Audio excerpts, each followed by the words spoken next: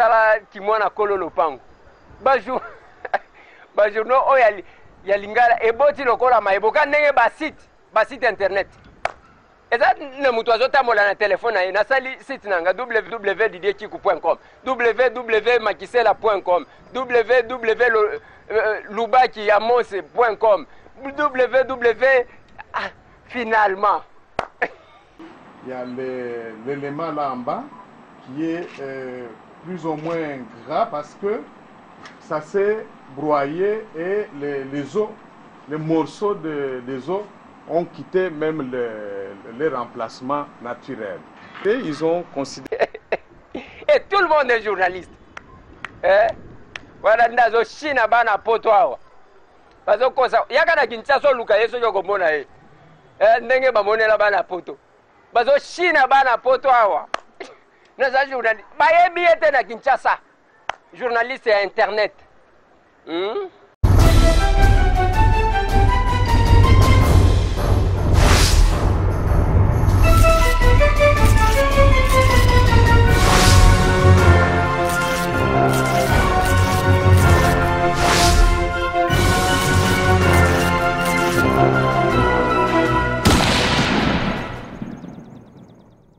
Durement mon cœur, vous allez bien. En tout cas, plaisant. Ce que je veux dire, musale loko za biso moko bokitsa mwa talo ikozala bien tamba soki lelo polele pona nini bato biso le baroki ka pri boy bangi na bango soki ko sepesa bino bakonzi na biso et toza peuple congolais bomeka meka kokitsa talo maso ezali kolo soki bokosala ngo nzambe na biso ya Congo akopambola bino po batisa bino mikolo mingi tola pambola bino to banda utambola na pasi ko voyager bambule ezonokela biso tozokanga mala bazelo toza ko souffrir bato ko kwena mai mais ndenge papa asali bantu ka to sepeli to féliciter makasi ako bakosala alemba te to sepeli makasi kolia kitoko kopema malamu ba toilette kitoko bisika ko sukola ba douche bani en tout cas to féliciter makasi.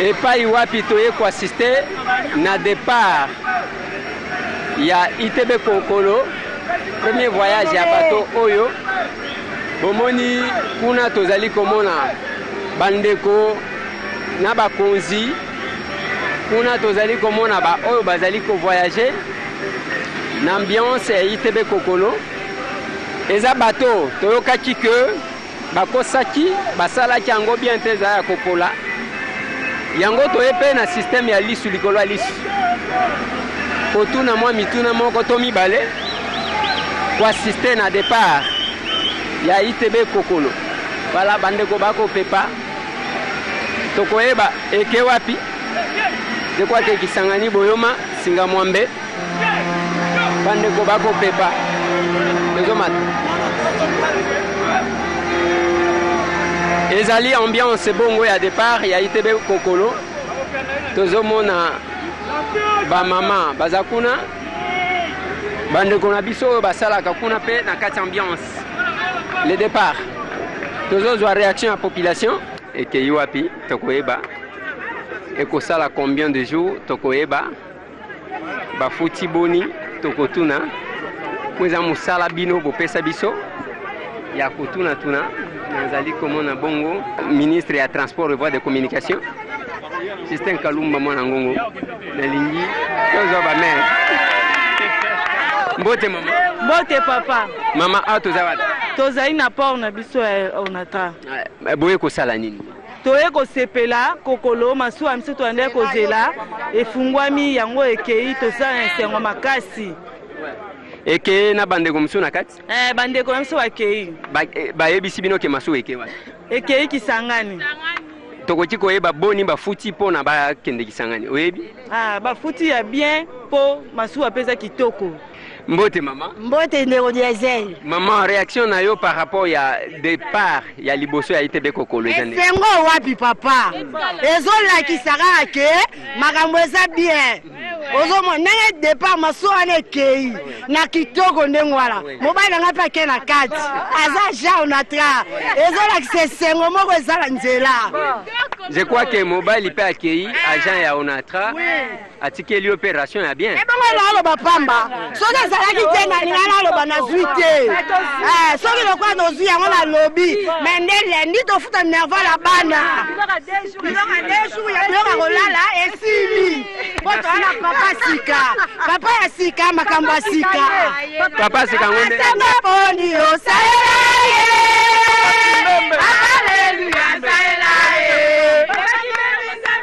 Voilà, bandeko balandi eza na ambiance owana tozali koluka koza mwana mboka Justin Kalumba mwana ngongo ministre ya transport et voies de communication o bazali kutuna kuna avant que bandeko na biso ya français basisa na ye bongo biso toya kozwaye na système ya lisu likolo ya miso mibale comme toujours.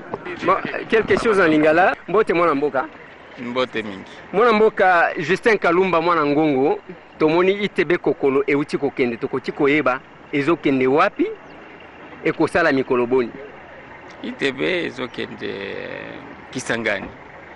Kinshasa ti Kisangani eza 1734 km ko lobango na lingala yo koyebango bien mais 1734 km. Donc pour eza komata pour ma ezokita bato ezomata donc nous programmons ça là à peu près 2 semaines d'ici Kisangani et à la descente et ça là 10 jours Kisangani Kinshasa. Voilà le programme. Mais na kamwelelo parce que il y a pas longtemps bayaki koyebisa biso ke soki bomoni depuis inauguration ya ITB kokolo ezo bougete c'est parce que Justin Aliambongo masuwa izaya kopola esengeli basomba bato mususu ya gaspiller mbongo pamba na bite otie bato na danger to ndenge nini po tango mususu ekotoboka na nzela.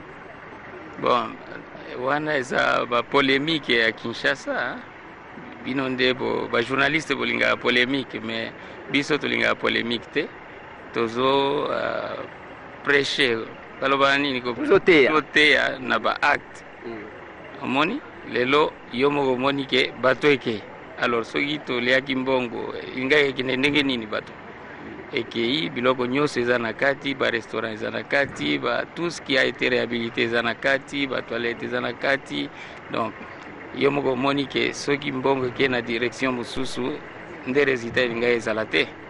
Voilà wana ezali ko teya na ba acte na bizaleli to bilembo c'est ça donc bilembo eza signe bon mwana mboka programme na biso eza nde kubanda nde kubanda wana eza premier pas président de la République mokonzi ya boka lobi il faut to amplifier programme ekozala chapitre ya réhabilitation kaka te tokokota sikoyo na chapitre pe ya baacquisition ya babato ya sika Kinshasa Kisangani babato ya sika pe entre Kongolo Bukama yo yebi yango te eza bief supérieur babato mususu pe sur le lac Tanganyika omoni ke mboka eza munene mai pe ebele donc tobandi sikoyo ba na ndenge ya sika ya exploitation ya ba ressources na biso ba fleuve ba lac et tout ça donc soki tobandi na réhabilitation eza mabe te ezopesa biso mwa courage tokende na chapitre mususu acquisition construction ya biloko ya sika.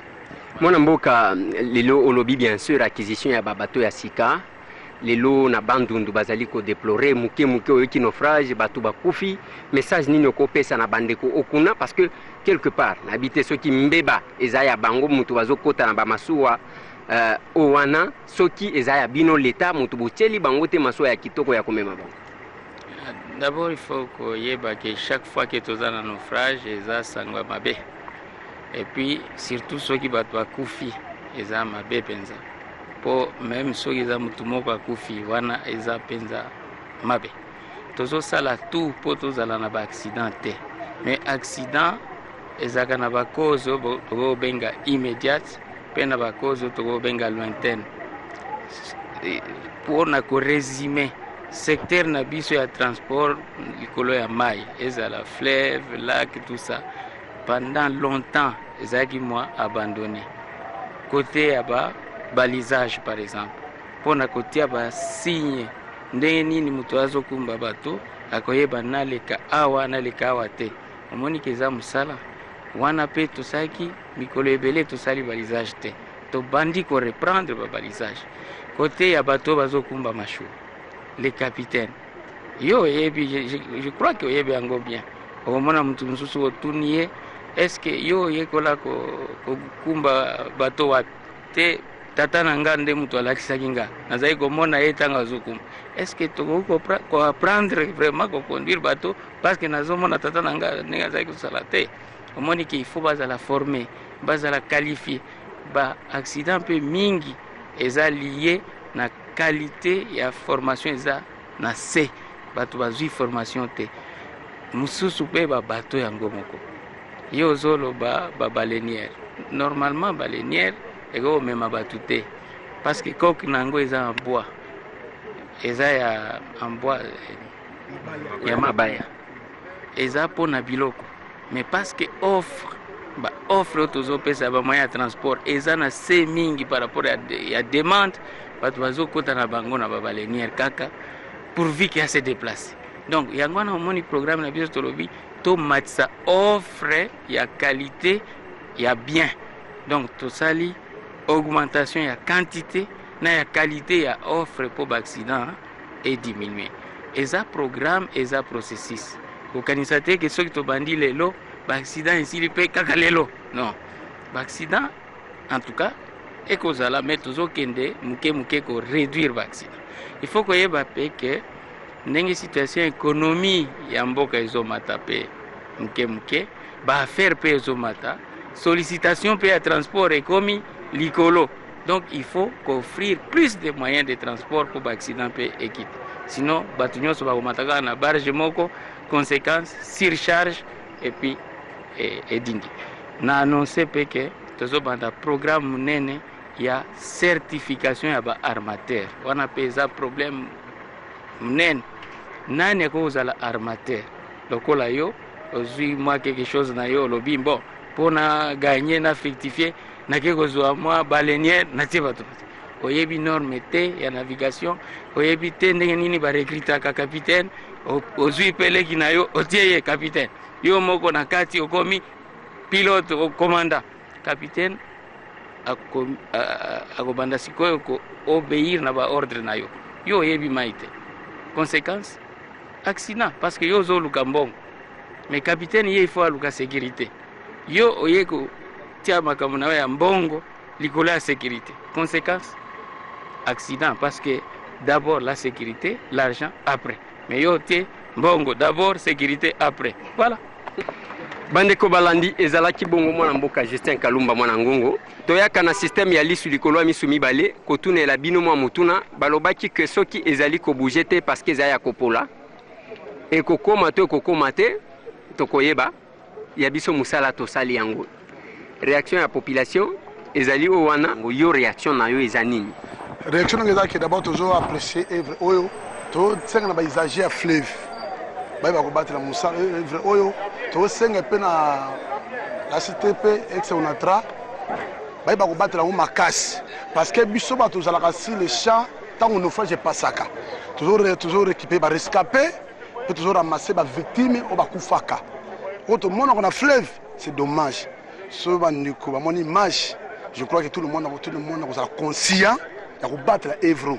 Donc on sait que le gouvernement qui est sur la cocoloté, bah au matin ma barge, je crois que c'est presque 35% de la population congolaise qui est à fleuve. Bah au matin ma barge pour suffire à bateau. À tous les vagins va consommer normal. Alors vraiment ça est vraiment de battre la macasse. Merci. Et voilà bande konanga mitune ezalaki abiso et pas Justin Kalumba mwana ngongo ministre ya transport et voies de communication parce que totuna epe ba moi mitune belé na ba transport totuna mituna ba esprit de vie totuna mituna lelo totuni moi mutuna sur ITB kokoro etant nango est-ce que za ko polate aliembongo ndenge bazalaki koloba ki aliembongo makambo za moi ebele mais loko na loba ke za moko soki mutu asali eloko malamu bo encourager ye akokoba kosala yango mais soki mutu asala bolamu ye asala nyonso bozomona yango kaka mabe mutu akoloba tobwakisa kaka l'abbé Apollinaire Malumalu alobi calendrier bakochange te lelo journaliste candidat. Monsieur le journaliste, yo za candidat. Avant que okota na politique, na domaine oya yo sala nini po na peuple. Oyo peuple akoti kolika ke okokoba na misala malamu. Artiste comédien, au sala nini na secteur oya yo. Musicien, au sala nini commerçant. Donc tout le monde est politicien. Yango ba misusu bakeko tonda na renaissance. Équipe oyo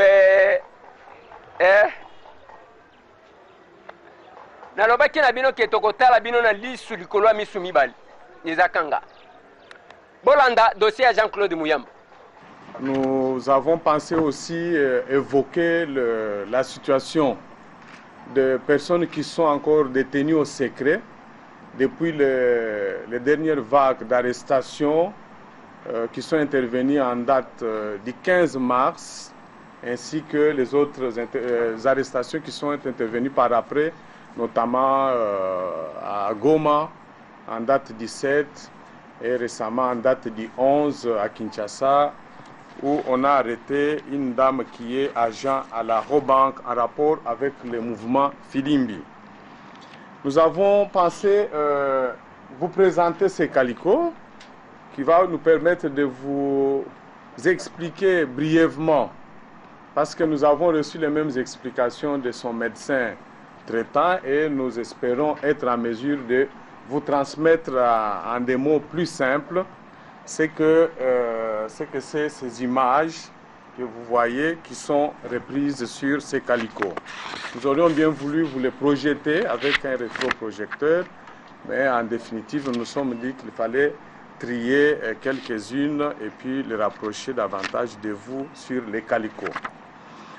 Alors, quels sont les derniers développements dans les dossiers du bâtonnier Mouyambo? Je voudrais rappeler pour mémoire que le président national du parti SCODE, qui est depuis le mois de janvier de l'année en cours un des partis de l'opposition, a été arrêté, nous disons enlevé de sa résidence dans la commune de Ngaliema par des agents de sécurité qui n'étaient même pas munis d'un titre légal et qu'il avait contraint à pouvoir partir avec eux vers les heures de 4 heures du matin après avoir escaladé les murs et cassé la porte d'entrée de sa maison, de sa résidence, la porte principale.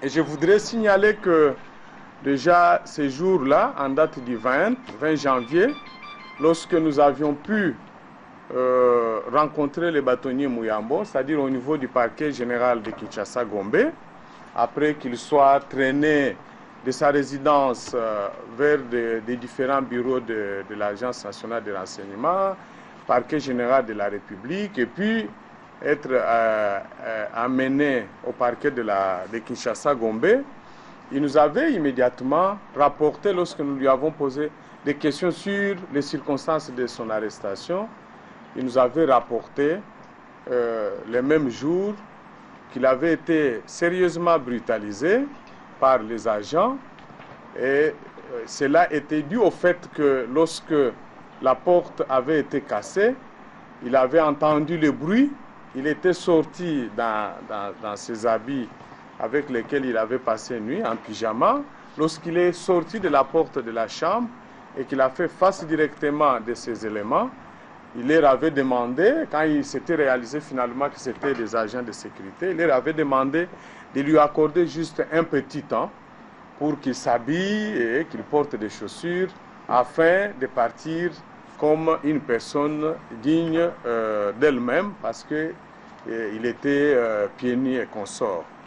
Mais juste au moment où il avait prononcé cela, les agents avaient immédiatement mis la main sur lui, et pendant qu'ils étaient en train de le bousculer, ils tentaient de leur expliquer qu'il ne s'opposait pas à son arrestation, mais qu'il voulait juste s'habiller. Pendant ces moments-là, qu'il se faisait brutaliser, tirailler par les agents. L'un d'eux, qui était d'ailleurs en tenue de la police nationale, a voulu l'empêcher d'aller vers la chambre et c'est ainsi qu'il a marché directement sur son pied, comme on le voit souvent dans des catchs où lorsqu'on voudrait neutraliser un adversaire, on utilise toutes sortes de clés. Donc c'était une des clés qu'ils utilisent généralement. Il a marché très, très durement sur son pied et l'a bloqué avec les pieds pour qu'il ne puisse pas se rendre en chambre. Et après ça, il avait minimisé. Nous lui avons même posé la question de savoir si il avait des douleurs. Il a dit qu'il avait senti un peu de douleur, mais que ça ne semblait pas être aussi très, très grave. Bon, entre-temps, il s'est fait placer en détention. Vous vous rappelez qu'il y a eu toute une péripétie d'audience, de mise en détention préventive. Il a demandé la liberté provisoire, même avec promesse de verser une somme d'argent qui devait être décidée par le tribunal à titre de cautionnement, comme c'est prévu dans notre loi. Il lui a été refusé et puis il a été présenté en chambre devant le tribunal plus tard pour que sa détention soit ordonnée conformément à la loi, qu'il soit mis en détention pendant 15 jours, alors que sa détention était déjà arbitraire.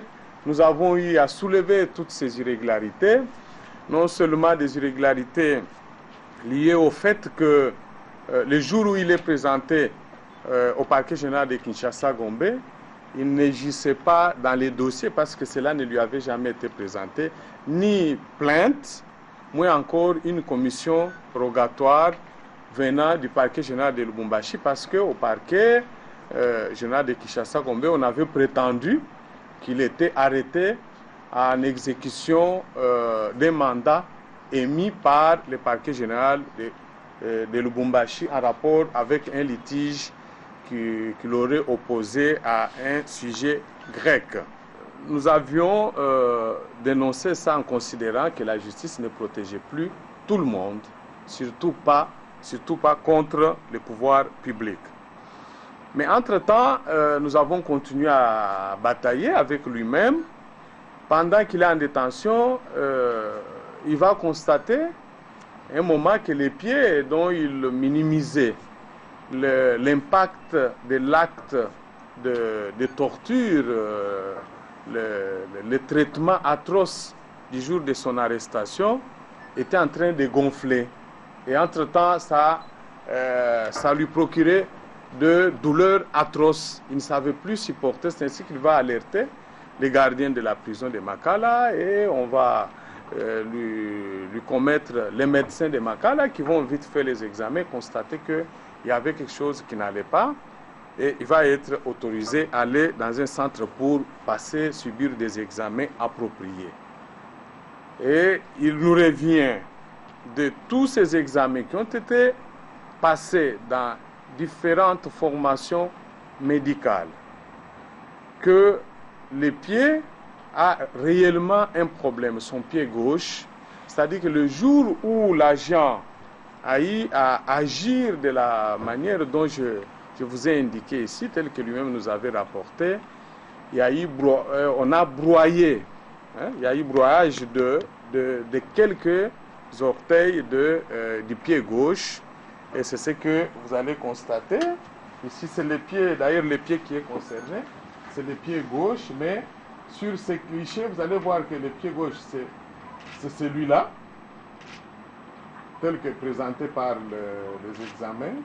Vous verrez que par rapport à l'autre pied, il y a l'élément là en bas qui est plus ou moins gras parce que ça s'est broyé et les os, les morceaux des os ont quitté même leur emplacement naturel.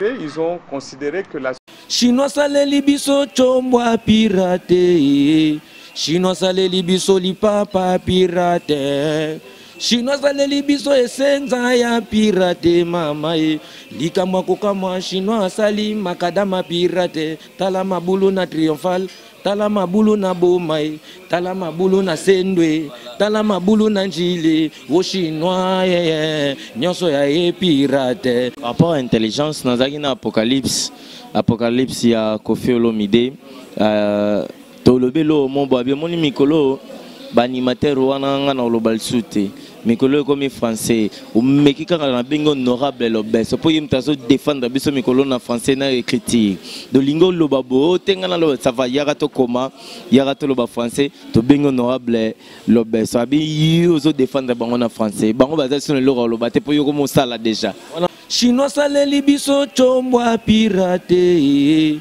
chinois saleli biso li papa pirate chinois saleli biso esenza ya pirate mama e likamwa kokamwa chinois sali makadama pirate tala mabulu na triomphal tala mabulu na bomai tala mabulu na sendwe tala mabulu na njile o chinois nyonso ya e pirate naluka sali wana bat bazongo futi na ndenga na koloba na ndenga nga bat bazongo futi c'est un grand garçon ba pese to pese chance ba pese pe chance na ndenga mabete mais ça mère linga mambo zolo baté et linga ngotendene bonga si le roi de la forêt zati moi na héritier to héritier watanabe ndenga za munene bongo kuna na mukeni wana te a munene ndenga za bongo c'est wera qui l'a façonné et yo ka héritier ko le kana te va finga 20 na baby fermi la kila chinois saleli biso chombwa pirate chinois saleli biso li papa pirate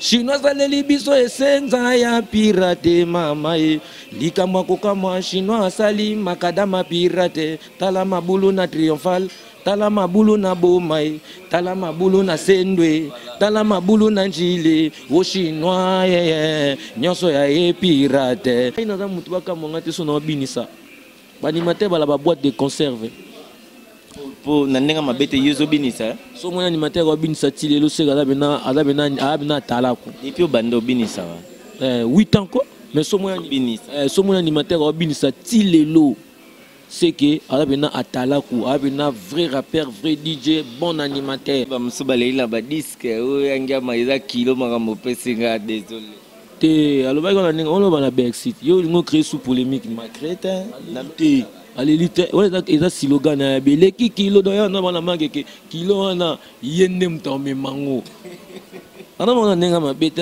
c'est ça abeleki arabi wengeza kilo animation wengeza kilo siko awa eleki kilo wana donc ana obwa kila neti biso chinois saleli biso chombwa pirate chinois saleli biso li papa pirate chinois saleli biso esenza ya pirate mama e likamwa kokamwa chinois sali makadama pirate tala mabulu na triomphal tala mabulu na bomai tala mabulu na sendwe tala mabulu na njile o chinois nyonso ya e pirate. Situation est extrêmement grave qu'il faut absolument agir et il faut agir vite en les prenant en charge sur le plan médical.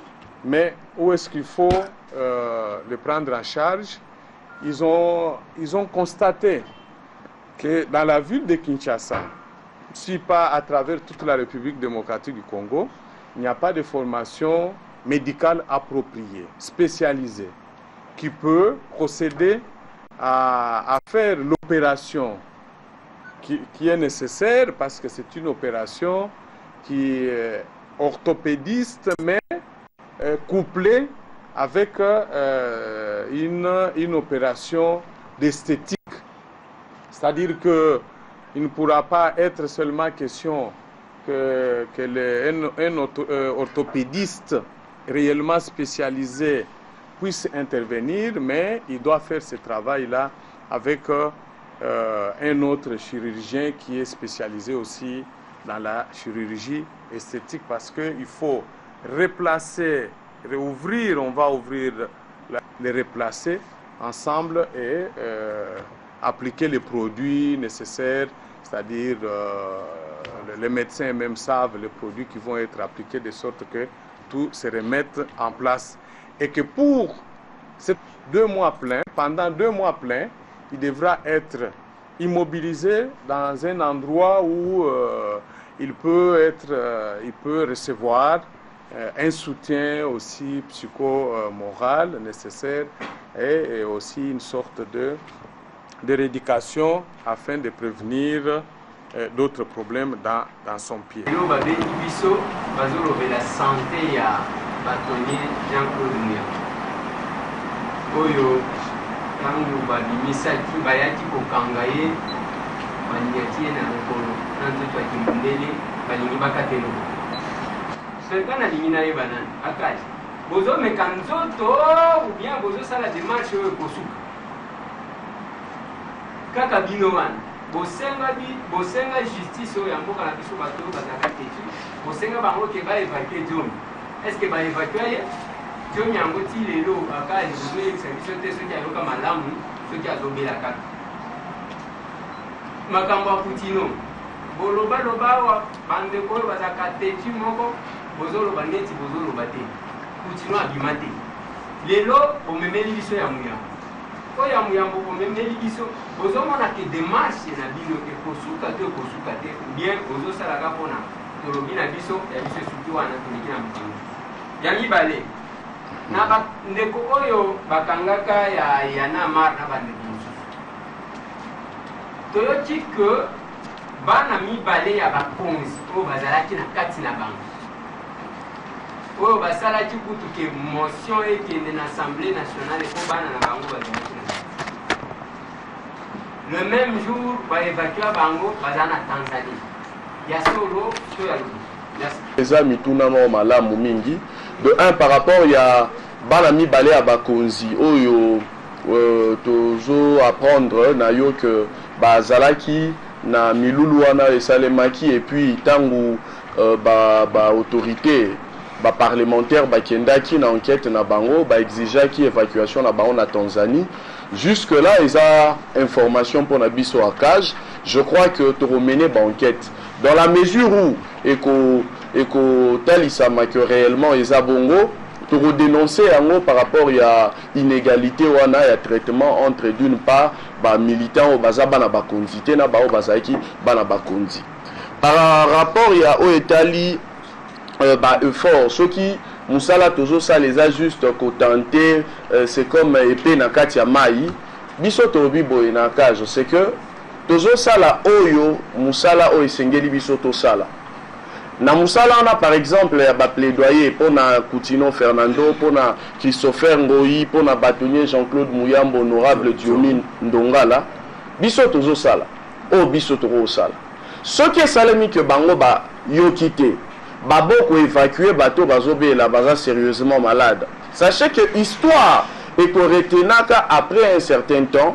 mauvaise foi il y a ba dirigeant au bazali ko diriger biso lelo et puis lelo évolution et à droit pénal international ils ont consacré les sous impunité à batouanate ce qui fait que tôt ou tard barozalara poursuivi en RDC topé na bamboka o barokendaka pona exil barozalara toujours poursuivi et des deux avantage nango eza que communauté internationale au bazali pe ba acteur moko très actif na kati ya politique ya mboka na biso bazo constater ba effort ya akage pe ezo constater longo na population nyonso mauvaise foi o eza de la part ya ba autorité tant judiciaire que politique donc pour synthétiser réussite pour na biso ezali kaka te ko atteindre objectif et évacuation na bango mais réussite pour na biso ezali à ko faire constater pe mauvaise foi il y a ba politicien wana na autorité judiciaire par leur refus on a établi dossier à honorable Diomine Ndongala aza toujours malade sérieusement malade yango kutunde justifia qui manque ya comparution na na parquet général de la République il y a je crois une semaine na mandat d'extraction au basaki ponaye aza malade et dossier na eza kozala traité na comité de droits de l'homme na Genève donc c'est un dossier qui est en train eza kozala traité et je crois que dans en tout cas le jour le plus prochain ozoya verdict et kokoya et toyebi qu'il est possible que ba condamner RDC na ba peine moko est très importante et de la même manière que tosali conférence de presse particulièrement pour na bâtonnier Mouyambo et en général tozo senga pour na ba prisonnier nyonso politique notamment l'honorable Diomine Ndongala o azali sérieusement malade ce qui n'a occasion on peut gouvernement ko permettre évacuation na ça sera une très bonne chose ezandenge boko landana lokolo eza ya kovimba parce que tomonaki ye eza secrétaire aza na hôpital moko de la place lokolo evimbi likolo evimbi na se selon munganga na ye moko alobi aza ya kobukana awa na cheville pe tumwa mikuwa oyo ya misisa oyo ya misapi ebukana bukana. Comment ça va se passer? Bakokata lokolo to te démarche bavoka bazana kati bazali kobelela mais loko na koloba bino bana matete bana kisenso dossier ya Mobutu tokozongela yango tokobeta lisolo parce que ba élection yango yo Mobutu wana pe azana tina libanda bakanga ye pona nini ti lelo basambisaka ye te pona nini tokobeta masolo wana. Mais là, tout le monde devient politicien. Bazolanda, ka posa ya kolobe la peuple, ou bien posa ya kolia mbongo lokola batu misusu. Messieurs les candidats. Bino pe bakinwa ngonga bozwa ka kipelekese yango. Wana bakopesa yo conseil ozoyo kalisute. Mais soki babuki ndeko Eliezer yakabo. Soki basali bo ndeko Eliezer to tikala kana yo. Ngana zolo baboyi. Ce n'est pas nazolo bangote parce que ngana lingina za la soki candidat soki ndenge nini soki awapi soki même naza candidat mettons na koza la candidat pour na ville ya Kinshasa mobimba na koza la kana kwe moko mais loko tozolo ba izande que tokotele mais la aventurier tina suka finalement na domaine na yo sala nini avant que on prétendre ko kende ko sala politique parce que en politique on poursuit l'intérêt général nini olanda yango na domaine oya yo.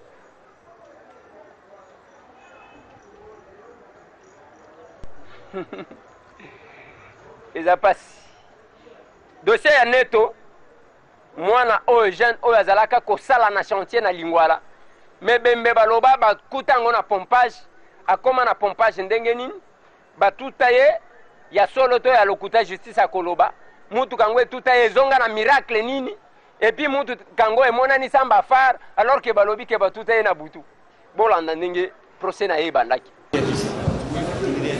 Votre réaction, il a donné la réponse. Il n'était pas avec M. Franck. Tirez les conséquences. Maître, vous dites qu'il s'était présenté chez vous avec un certain Franck. Bon alors. Donc Franck, c'était un agent de bureau 2, un policier. C'est un policier qui a saisi le véhicule. C'est l'OPJ qui a saisi le véhicule. Le SD là qui a saisi le véhicule à cause de Mudo à Kangaka Mutuka ou à Yekolo Bateno Mutuka ou à c'est lui. Bon maître, parce que vous semblez insister beaucoup sur ces Franck-là, quel lien y a-t-il entre lui et les prévenus ou bien entre lui et la participée? Franck, sur lequel vous insistez là, il a quel lien? Vous allez voir que même quand les conseils sont parqués, on a demandé la comparaison spéciale, on a lancé le mandat d'amener, il a fouillé. Pour que M. Roger amène le corps au niveau de Moudi, pour qu'on dise que non, il y aurait un accident là-bas. C'est M. Junior qui est à foutre là, que M. Roger connaît bien. Est-ce que, si vous permettez, le monsieur qui vous avait transmis le véhicule, c'est lui, le monsieur Franck? Mais c'est lui qui a interpellé, qui m'a remis le véhicule qu'il a interpellé, soupçonné sur un cas d'accident, c'est M. Franck.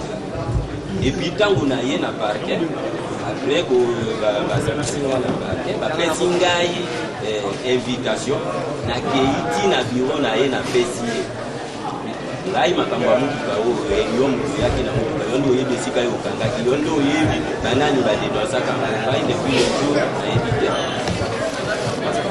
que est-ce que Oyebi, monsieur maître, vous êtes devant, vos clients sont derrière. Est-ce que Oyebi Moto, Oyebi était, bébé, elle est assise là-bas, on va commencer à l'appeler. Et monsieur Lebo, est-ce que Oyebi Mama Oyebi était, kasi Oyo Kona Simanayo, Oyebi Ndengeni, Azan de Konayo, Moninga Nayo, Azan Kandengeni. Pardon? Kasi Oyo Kuna. Oyebi était. Il était qu'il ne On va l'entendre à quel titre? Monsieur Lebo, est-ce que Oyebi moto babengaka bazali kobenga neto? Est-ce que okoki koganga otoyoka? Bokutanaki pe na chantier. Bosali na yo pendant combien de temps? Pardon? À peu près combien de jours? Bosani, hein? Ok. Yo mosala na yo chantier ni? Yo zalaka maçon. Kasi neto mosala na yo ezalaki ni? Azalaki maçon. Bon, est-ce que yo okumbaka moto? Oyebi kokumba moto kate? Nano okumbi moto kate? Est-ce que mokolo moko yo na neto bokei kosumba bakayase ou bien bamwelon pour na chantier? Nani azali kokumba moto kawana? Mokolo ka yo te, hein? Bon, bokei est-ce que bosumbaki mabanga wana? C'était bien, c'était bamwelon bakayase. Voilà. Jour où elandi kobwaka kayasi bozalaki na nani na chantier? Bozalaki na neto? Siko réaction na yo ezalaki nini? Ayaki te mpo na nini? Olukaki oyeba aye te mpo na nini? Ou bien okende epai na ye mutu bosalaki na ye la veille aye te? Est-ce que il lui arrivait que aya na musala te alors que biloko nyonso ya musala ezalaki?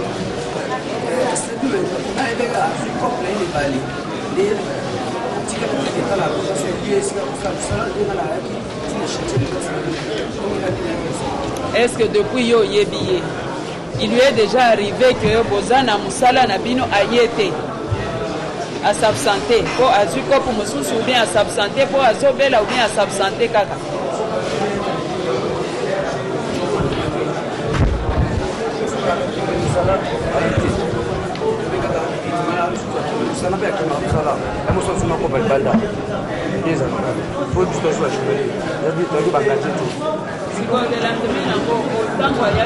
Après combien de jours vous voyez baki que et à toi qui et puis vous voyez baki encore dans le bon après que je ne veux pas dire que non on va tout dire à béni va ya keriye kuno o ko reso banka ba ko susu abe o tubu petit mbo akade moko ba tutie yo ta kasenga yi leta ngaye ayo ko sabiso ke no tuta même ben na comme ben na le ko ba na hotel to so le baba chantier ka mais comme na ko donga après no nega zara Andre ya ka do ka bonde zara ko abi abi comme na Andre te tina ko ba ne ko blende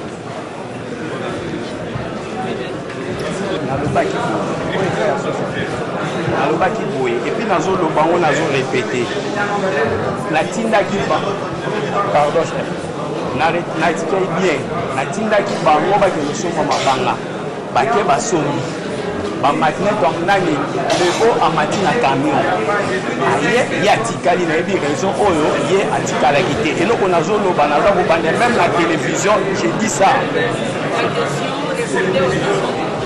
Ça ne sert à rien de dire de la lobby de pas qui en déjà. C'est pas ça la différence. Faut expliquer. Là, bakendaki nga nazalaki te.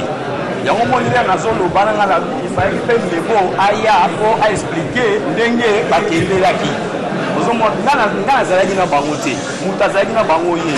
Yango ozomona na sista nga nazalaki te ndenge lekaki kuna na yebi te mais nazobi kaka oyo nazwaki explication mais mutu akoki kopesa vraie formation eza lego. Afata, oui, ce n'est que son œuvre puisque c'est rédigé en son nom. Et dans la pratique, qu'est-ce que nous faisons? Les clients ne rédigent pas les exploits. Les exploits sont rédigés dans les cabinets d'avocats et instrumentés par les huissiers. C'est pourquoi on dit que c'est l'exploit de l'huissier. Donc dans la rédaction comme ça, ce n'est pas monsieur Afata qui a rédigé. Ça a été rédigé par ses conseils. Donc, on peut, ce qui est qu'on est en train de confondre aujourd'hui avec la carrière, c'était seulement les liens de la destination où devrait venir reverser la carrière, c'est donc les chantiers.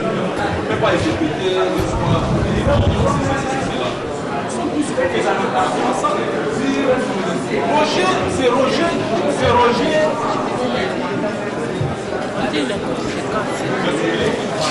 Parce que Roger dans ce livre, ici nous sommes en train de chercher la vérité. Parce que Roger cherchez la vie. Ça, c'est Roger qui parle, mais on n'a pas été ici à la tête de M. Lacopa.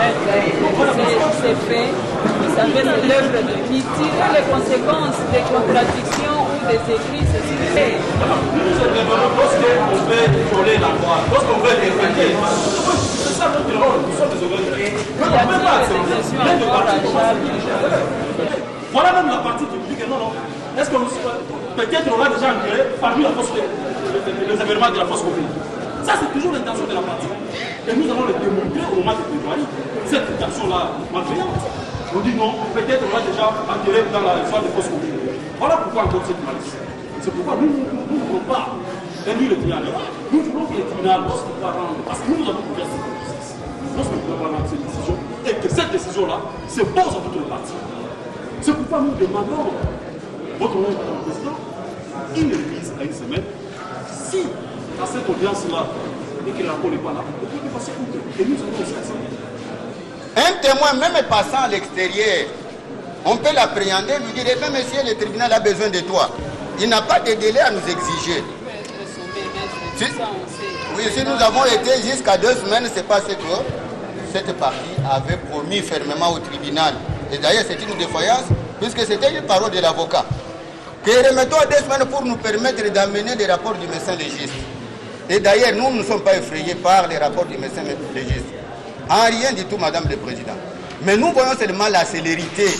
Parce que lorsque nous siégeons ici, là, les soirs, c'est Molière, c'est Kinimaka, c'est quoi que ce soit, toujours avec des grandes personnalités qui sont citées seulement. C'est seulement parce que c'est les noms. Parce que même quand le journaliste est arrivé pour filmer, il vient, il dit que non, je vais filmer dans les dossiers Bosseko. Il ne connaît même pas les dossiers. Et il sait lui-même à combien de questions Bosseko a répondu depuis qu'il est là. C'est pourquoi nous disons, Madame, aidez-nous que nos clients quittent cette terreur. Cette partie civile ici, elle est sans cœur. Aidez-nous pour que mes clients puissent enlever cette terreur. Tout au plus, puisque je ne reprendrai plus la parole, si vous pouvez les raccorder encore une remise, moi je préférerais que ça soit une remise à la huitaine et que cette fois-là, ça soit vraiment noté que c'est pour la plaidoirie. Dossier Salinane, c'est pas pour dire que les gens des avocats, tel aussi en gros. Ils ont d'abord dossier, il fallait instruire d'abord le parquet. Et tant que le parquet a ici qu'on instruit le dossier, parce que le parquet a fixé le dossier dans le tribunal, parce que le tribunal a posé déjà acte et instruction. Il faut passer tout ça qui descend sur le terrain. Et le tribunal a renvoyé le dossier dans la date à l'élo pour recevoir instruction, éventuellement plaidoirie. Mais il s'est posé question il y a droit. Il fallait que tous les documents Moko et pas un médecin légiste, mais le médecin n'a pas encore déposé cette pièce. C'est ce qui a fait que tu renvoyer le dossier à une semaine, donc lundi prochain. Bon, tu renvoies pour le devoir Moko ils ont accompli. Ils ont le devoir au parquet à poser. Le parquet à niveau est assez limité.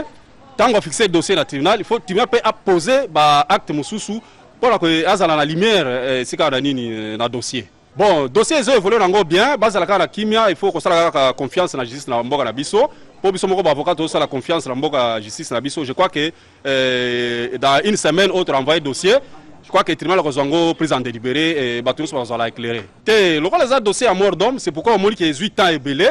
Il fallait parquer à la banquette et puis le tribunal a la banquette pour que nous ayons la plaidoirie, nous avons contesté la décision du tribunal. Voilà. Nabandi bande konanga to sukisi awa botika ete na souhaiter bon anniversaire na bande konanga ya SNL communication na lingala ba Jimmy Mukendi ba David Nsala ba Thierry Landu bon anniversaire bande koyanga 3 ans d'existence ya SNL mais na yoki na discours na bango balobi ke tozali ko déplorer parce que ba journaux il y a l'ingale les qui trop. Comme il y a $5, il y a $10. Et puis c'est la même chose qu'ils font. Le Congo n'a pas besoin de ça. Le Congo a besoin de gens qui innovent. Aux autres qui ne musika. Aux autres sala oyo mutu musu soit saliti. Et aux autres mon abisso tala kimona kololo pango. Bajou.